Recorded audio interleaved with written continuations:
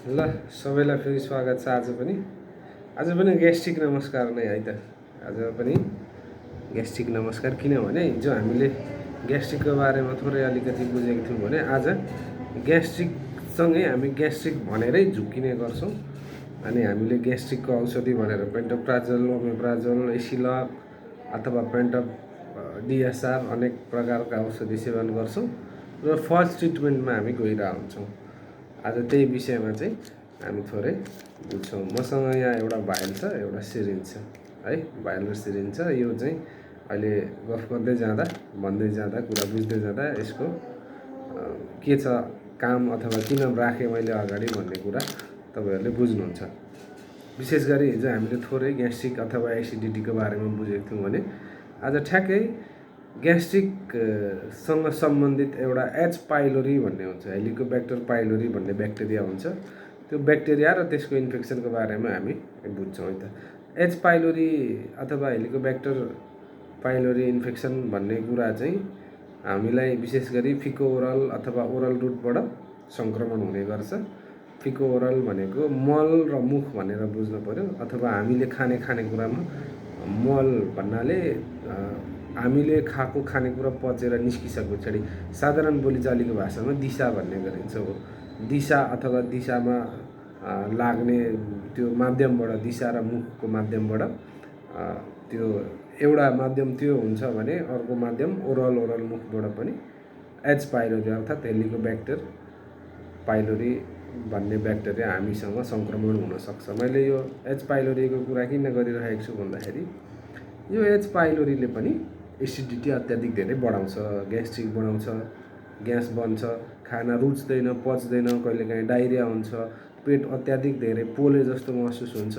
अनि हामी पेट पोलेपछि के भन्छौँ त, मलाई ग्यास्ट्रिक भयो भन्छौँ अनि ग्यास्ट्रिकको औषधि प्रयोग गर्छौँ, जसको कारणले फर्स्ट ट्रिटमेन्ट भइरहेको छ।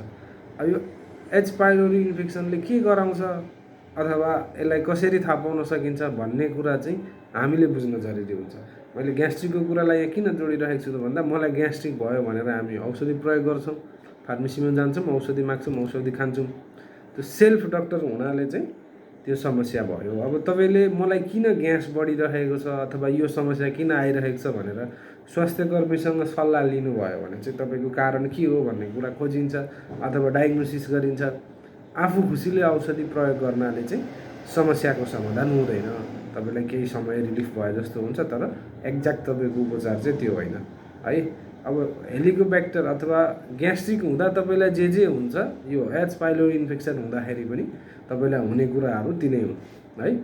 खाना मन नलाग्न सक्छ, भमिट हुन सक्छ, पेट पोल्न सक्छ है, पेट फुले जस्तो हुनसक्छ, कहिलेकाहीँ दिशामा रगत गए जस्तो हुनसक्छ है। ग्यास्ट्रिक हुँदा पनि यिनै लक्षणहरू चाहिँ देखिन्छन्। अब फाइन्ड आउट गर्ने कसरी, यो हेलिकोब्याक्टर अथवा एच पाइलोरी इन्फेक्सन भएको छ कि छैन भनेर थाहा पाउने कसरी भन्दा अघि देखाएको मैले यो दुईवटा कुरा, एउटा ब्लडबाट, अर्को स्टुलको माध्यमबाट चाहिँ जेनरली हामीले विशेष गरी पहिलो चेकअपमा चाहिँ त्यसरी हेर्नुपर्ने हुन्छ कि यदि तपाईँलाई लामो समयसम्म निरन्तर ग्यास भइरहन्छ, पेट पोलिरहन्छ, पेट फुले जस्तो हुन्छ, खाना अपच हुन्छ, भमिट होला जस्तो हुन्छ होइन, अथवा लामो समयसम्म मुखमा जिब्रोमा घाउहरू रिकरेन्ट आइराख्ने हुन्छ भने पछाडि त्यतातिर पनि सोच्नु पऱ्यो कि मलाई ग्यास्ट्रिक त हो, तर ग्यास्ट्रिक चाहिँ के कारणले भयो त भन्दा एच पाइलोरी इन्फेक्सनले गरेर पनि तपाईँहरूलाई त्यो समस्या भएको हुनसक्छ, जुन चाहिँ हामी सोच्दैनौँ। मलाई ग्यास्ट्रिक भयो, अब मैले के गर्नु पऱ्यो, फार्मेसीमा जानु पऱ्यो, मलाई ग्यास्ट्रिकको औषधि दिनु पऱ्यो अलि राम्रो खालको भन्ने, ट्याक्क ल्याउने, एउटा खोल्ने, जति बेला मन लाग्यो त्यति बेला खाइदिइहाल्ने, त्यसले समस्याको समाधान हुँदैन है त। तपाईँलाई एच पाइलोरी पोजिटिभ भयो अथवा इन्फेक्सन भयो भने पनि तपाईँको पेटमा एसिडिटी धेरै बढ्छ। अब यो एच पाइलोरीले चाहिँ तपाईँलाई के समस्या आउन सक्छ भन्ने कुरा चाहिँ तपाईँले बुझ्नु पऱ्यो भने तपाईँलाई लामो समयसम्म एच पाइलोरी सङ्क्रमण भयो, इन्फेक्सन भयो, ब्याक्टेरिया तपाईँको शरीरमा देखियो भने पछि गएर तपाईँको पेटमा अल्सरेसन हुनसक्छ अथवा भित्र घाउहरू हुनसक्छ है। अनि तपाईँलाई सुन्नु पनि भएको होला, मलाई अल्सर भयो अथवा यो भयो भन्छ नि मान्छेले।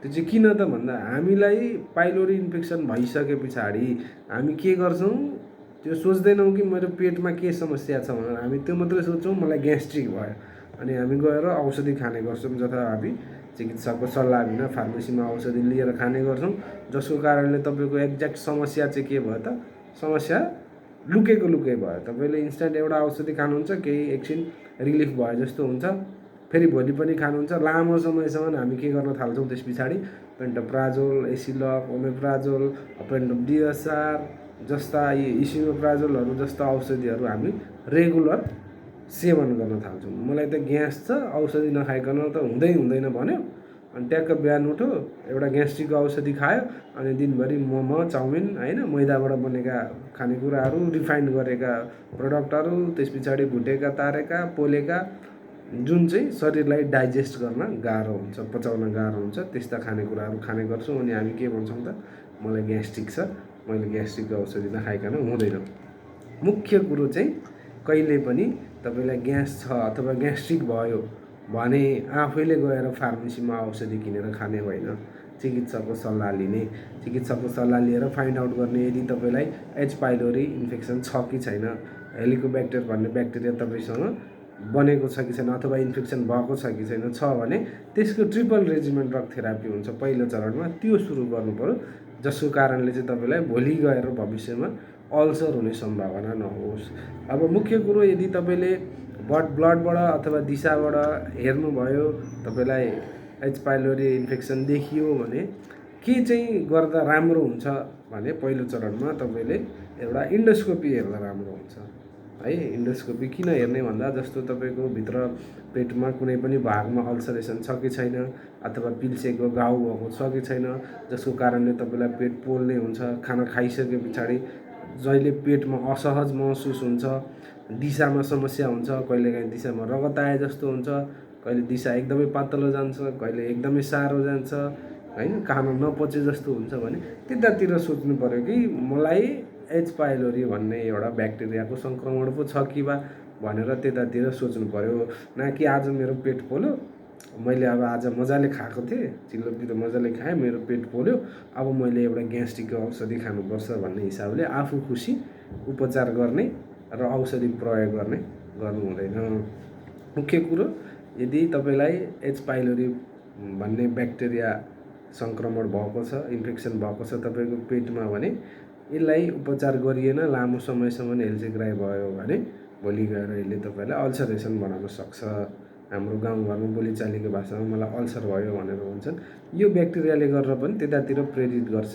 यसको सही उपचार नहुँदाखेरि, खानपिन सही मात्रामा नमिल्दाखेरि धेरै कुराहरूले यिनीहरूलाई बुस्ट गर्ने गर्छ अथवा अल्सरलाई प्रेरित गराउने काम गर्छ। यदि तपाईँको पेटको भित्रपट्टिको मसल्सहरूमा अथवा म्युकसहरूमा त्यहाँनिर म्युकसमा पिल्सिने भयो, अल्सर जस्तो भयो, घाउ भयो भने त्यही गएर पछि बढ्दै गएर तपाईँलाई पेटको अल्सर हुने हो, जसको कारणले चाहिँ तपाईँलाई धेरै समस्याहरू ल्याउन सक्छन्।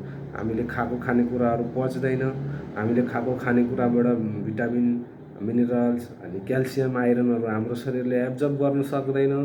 अनि मुख्य कुरो त के हुन्छ भने हामीलाई जहिले पनि पेटमा एकदमै असहज महसुस हुन्छ, पेट पोल्ने, पेट दुख्ने, पेट फुले जस्तो हुने, दिशा मजल नजाने, मुखमा अमिलो पानी आए जस्तो, भमिट आउला जस्तो हुने हुन्छ। त्यो भएकोले कहिले पनि मलाई ग्यास्ट्रिक भयो अथवा मेरो पेट पोल्यो भन्दैमा मैले फार्मेसीबाट गएर औषधि पेन्टोप्राजोल, एसिलक जस्ता यी जति छन् ग्यास्ट्रिकको लागि प्रयोग हुने औषधि किनेर ल्याएर आफू खुसी प्रयोग गर्नु हुँदैन। यदि त्यस्तो तपाईँलाई महसुस भयो भने चिकित्सकको सल्लाह लिने, एच पाइलोरी भन्ने ब्याक्टेरिया छ कि छैन भनेर फाइन्ड आउट गर्ने, यदि छ भने एकपल्ट इन्डोस्कोपी गरेर हेर्ने, कहीँ भित्र घाउ भएको अथवा अल्सर भएको छ कि छैन भने राम्रो कुरा हो। आफ्नो शरीरको जानकारी हुन्छ, जानकारी लिनुपर्छ। यदि छ भने त्यही अनुसारको औषधि उपचार गर्नु पर्यो र पछि त्यसलाई बढ्न दिनु हुनु भएन।